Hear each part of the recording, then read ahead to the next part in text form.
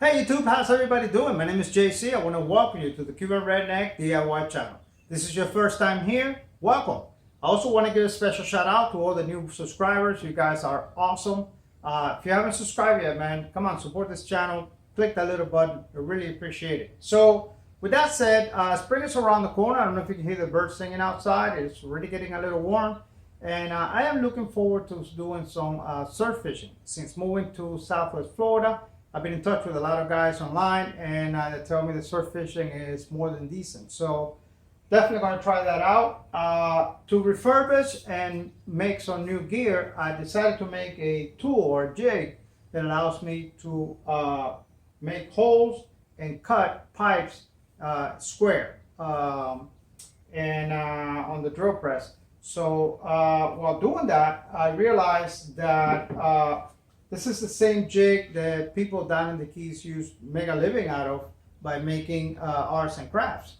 So if you like, have you ever seen those bottle wind chimes, chandeliers where they put the bulbs inside? I've seen plant holders for exotic flowers. They basically it's the bottom half of the bottle, and they put three strings that go up like orchids, things like that. You can make candle holders and many other things. So let me show you how to make a really cool, how to modify this into a very cool bottle cutting tool. And yes, I know you can buy this on eBay for like $15, but note two things. Number one, this is less than $2 of wood. And number two, there'll be one less Chinese thing you'll be buying this year. So if you want to learn how to make an awesome bottle cutting tool and how to use it, stick around.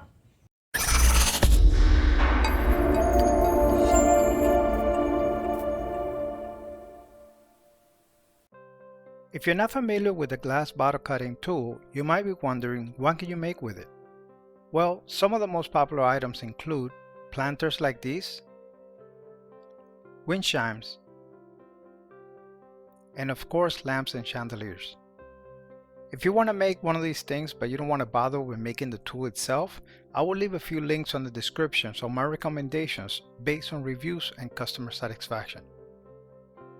However, if you're up to the challenge, let's start by chopping up some scrap wood. I'm using leftover fence boards from the American flag project. Depending if your priority is a pipe drilling jig or a glass bottle cutting tool, you're going to need 4 or 5 pieces somewhere between 6 and 8 inches long and about 5 inches wide. We are also going to need 4 pieces about 1 1/4 inches to 1 1/2 inches wide by about 12 to 16 inches long for the top and bottom runners. Since we're going to be handling this, it's a good idea to give it a good sanding. With that complete, we can cut the V-shaped channel where our glass bottle or pipes are going to rest. I cut mine to 4 inches wide by 2 inches deep. Assembling is a breeze. All we are doing is dividing the length of the stringers into 4, mark, place, and secure. I'm using my brad nailer as always, but finishing nails or wood screws will work as well. However, wood glue is not an option. One important note.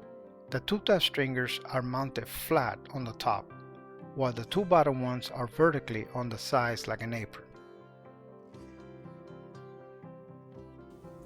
Okay, so that's how we got here, and now what we need to do is convert this jig into a bottle cutting tool.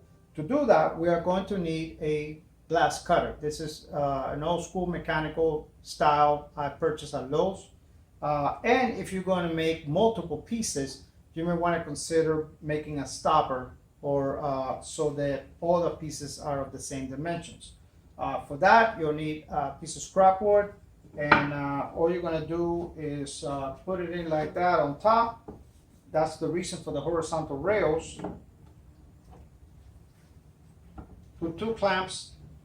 Put our bottle in place, and once we put our glass cutter in place, we are ready to cut some bottles. The first step is to make a hole in the glass cutter. A lot of people cut the handle off, but I don't think that's necessary.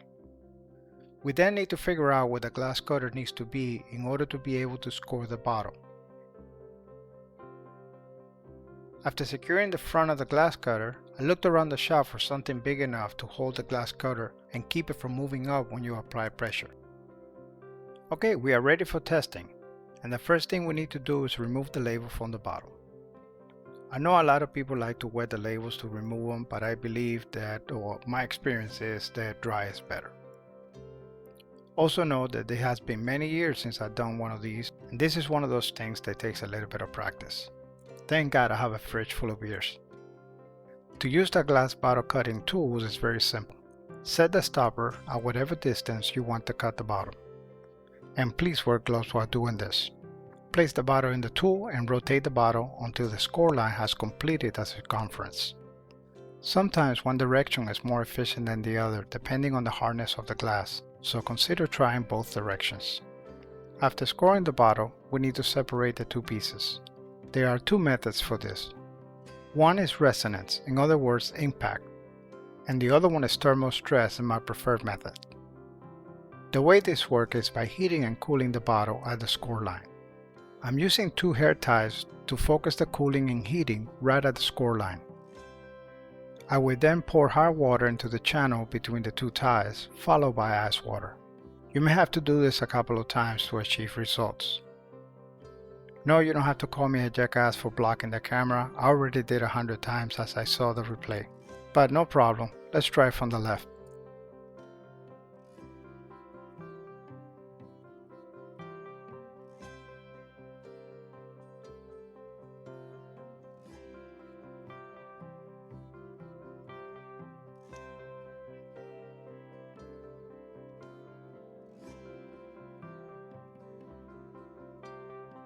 And there you go. As I said, it takes a little bit of practice to get this right, but with a little bit of creativity, you can make some really cool stuff. This one was made by my mom, so if she can do it, so can you. Please support this channel by subscribing, liking, and sharing. And don't forget to hit that notification bell. Thank you.